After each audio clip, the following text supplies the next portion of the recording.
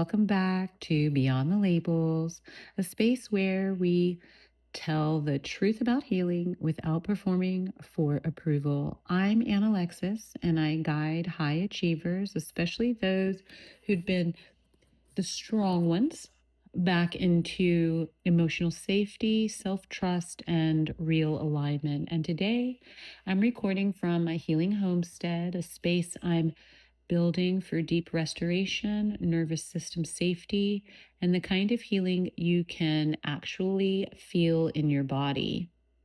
It's also where I host healing retreats for women who are ready to step out of survival mode and come home to themselves.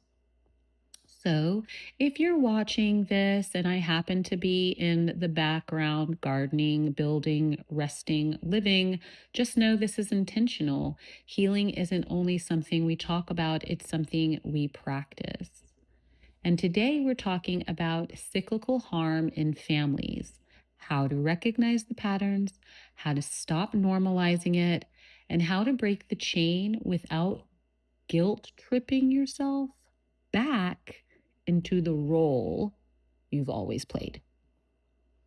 So, some families don't have one big trauma. Some families have a pattern, a cycle, a way harm moves through the family like weather, predictable, unspoken, and somehow always justified. And it can sound like that's just how they are. Um, you know how your mother gets. Don't take it personally. We're family, we fight. They didn't mean it like that. Oh, that's a big one. Just let it go. Another big one. But if you keep getting hurt in the same ways, in the same conversations, with the same people, that's not a misunderstanding. That's a cycle. What cyclical harm really means is a repeated emotional, verbal, or relational harm that gets normalized inside a family system. It's not always physical, it's often subtle.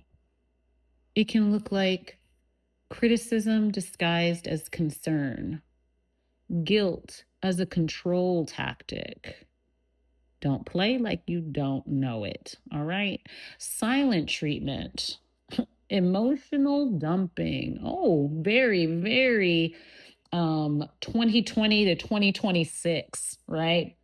Like, stop emotionally dumping on the first dates, people.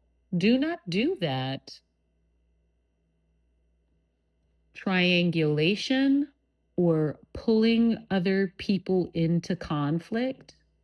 Oh, don't play like you don't have that friend. We all have that friend. Now, you may have shed that friend along your enlightenment path, but you definitely had it. Scapegoating one person as the problem. We know this from history. We know this from 2026 energy. We know this from our personal lives, private lives, political lives, work lives. Scapegoating everywhere you look. Love, lastly, love that's conditional on compliance. Ew. So, and the hardest part is often wrapped in love, right? So you question yourself, you minimize, and then you try harder. You're like, oh, I must be doing something wrong, or else this person would be receiving me and being tender and kind and loving. Nope, because they probably have their own bag of tricks. And if you're in a traditionally um like a relationship with fairly traditional standards, it's even more likely that you're going to see these things come up, because people who work from a traditionalist mindset often the trauma loops elude them. Let's just say that because they're used to not having a reason why they do things. They're used to not having an intention. So it doesn't seem problematic to them that they don't have any intention or reasoning behind their actions. And they'll say things like, well, this is what we've always done. This is how we do things. Some of the things I listed above.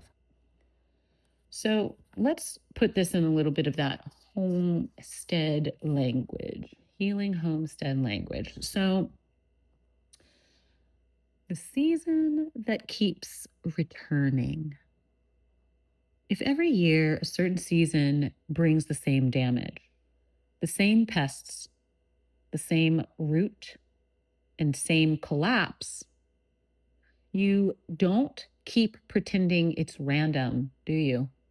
You don't keep blaming the plants for the fact that they have bugs on them or are dehydrated. You don't keep blaming the seeds for not propagating well in your soil, right? You look at the system.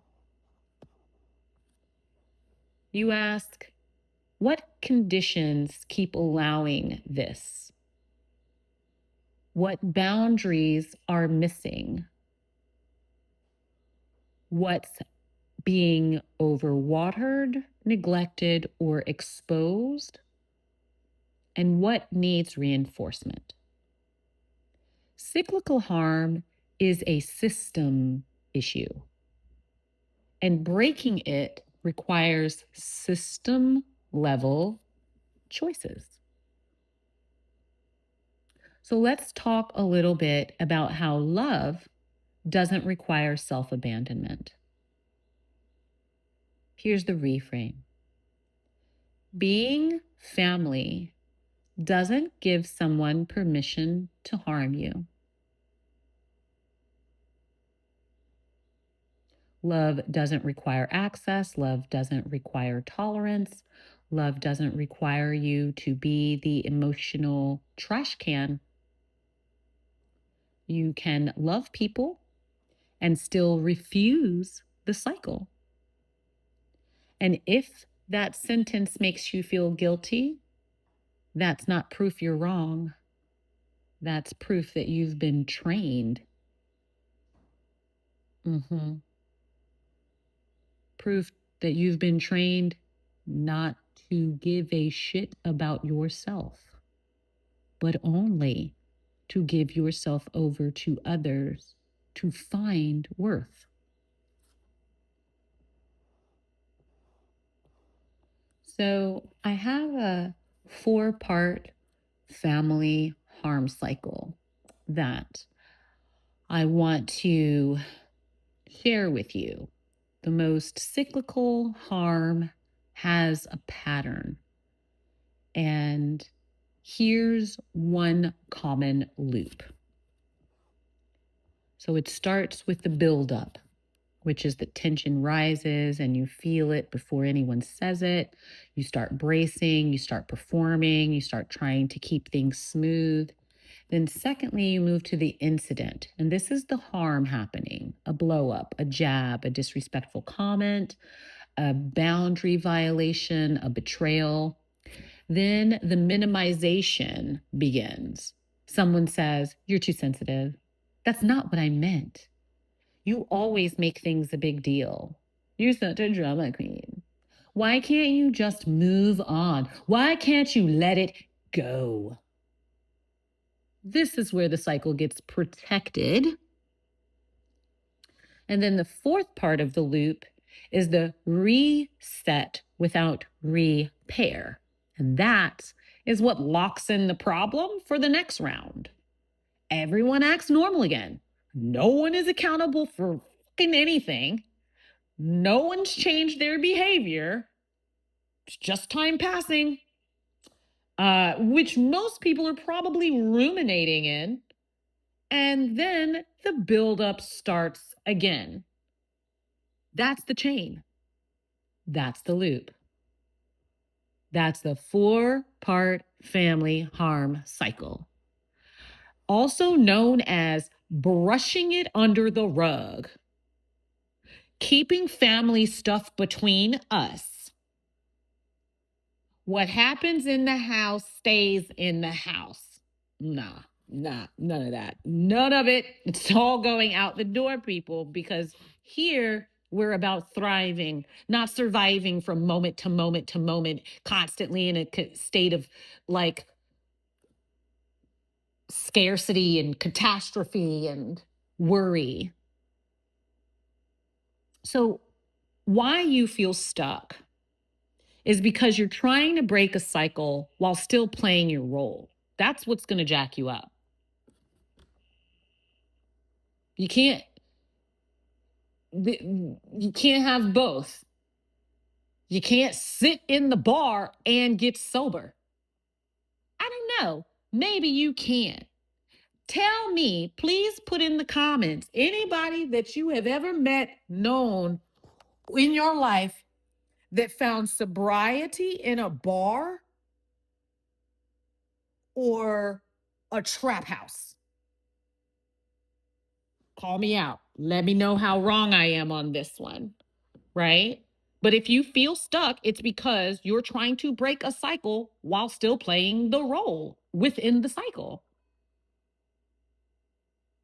And maybe your role is peacemaker or fixer, the one who understands everyone, right? It doesn't have to have some kind of special name. It could be the one who stays quiet, the one who takes the high road, the one who absorbs the emotional fallout, right? The fallout guy. And listen, those roles were survival. They were great for when you needed them, but survival roles don't create freedom. They don't liberate, and they don't create thriving. They create repetition. That's all they do. Creating the chain often means disappointing the version of you that was trained to keep the system comfortable. Now, this is really important because you will definitely have a grieving process for your old self during this healing journey, the old self that got you here, right? There is no reason to judge old versions of you. There is no reason to be disappointed in any version of you because you are on the path. That's all. You're just on the path. Path goes up, path goes down, path goes to the right, path goes to the left, goes zigzag, and you're learning along the way how to navigate the path. So the body signal check-in, your body knows before you do, right? So we're always leaning on the somatic understanding because it's gonna make us privy to what's going on before our mind does, because our mind loves to justify everything. So before you go into a family space, a call, a visit, a group chat, family text, whatever, check your body. Do you feel tight in the chest? Shallow breath, clenched jaw, clenched booty hole, stomach drop, a need to rehearse what you'll say, a sense of dread, right? None of it's being dramatic. That's all just data. And your body is telling you this system has a pattern. So if we want to break that pattern, break the chain in real time, here's a 60-second practice we can use. Now, I want to make it clear that these practices that I am putting in here, it's not like after you do it for 60 seconds today, then you're fixed. Repetition, I say again. Let me repeat, repetition, right? We are reprogramming the mind, and that doesn't happen in one sitting. Just like it took all of us programming OpenAI, right? And it takes more than a day. So does this. You're going to have to repeat yourself every time you see a pattern develop so that you can draw attention to that pattern and start to change it. So, traditional fashion, we're going to inhale slowly.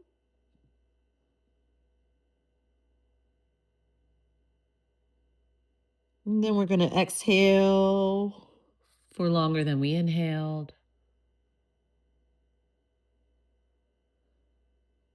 Now say, I can love people and still protect myself. I don't have to participate in harm to belong. I choose peace over performance. Now you're going to choose one chain breaking move that you can practice. You can pause. I'm going to take a minute. You can name it. That comment isn't okay with me. You can exit. I'm going to go now. You can limit. I can stay for 1 hour. You can redirect, which is, I'm not discussing that, or I'm not discussing that right now. Short, clear, and consistent. These are ways that you choose peace over performance. So, how do you know when you're breaking the chain, when you're liberating from the cycle? This is what it looks like in real life.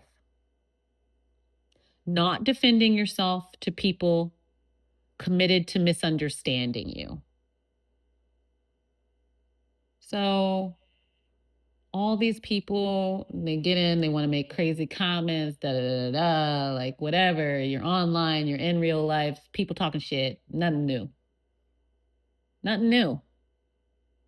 But you don't have to defend yourself. If someone's misunderstood you, then I guess that's their monkey in their circus. Why is that your problem? It's someone else's job to make sure that they understand the test. You know what I'm saying? That's like saying that, you aced your test, but they didn't. And so somehow you got to get caught up in other people's failures. That's not how it works. If somebody loves you, they'll work to understand you. Just like when you love something, you will work to understand it. If you love flowers, you figure out how to grow them or you figure out where to buy them. You figure it out. You don't sit there waiting for someone else to figure it out. You do it. More complex situations in life, same simple answer. So, in real life, breaking the chain can also look like not returning to conversations that require you to shrink, not rescuing people from the consequences of their choices, choosing distance when closeness requires self-abandonment, building chosen family and safe community,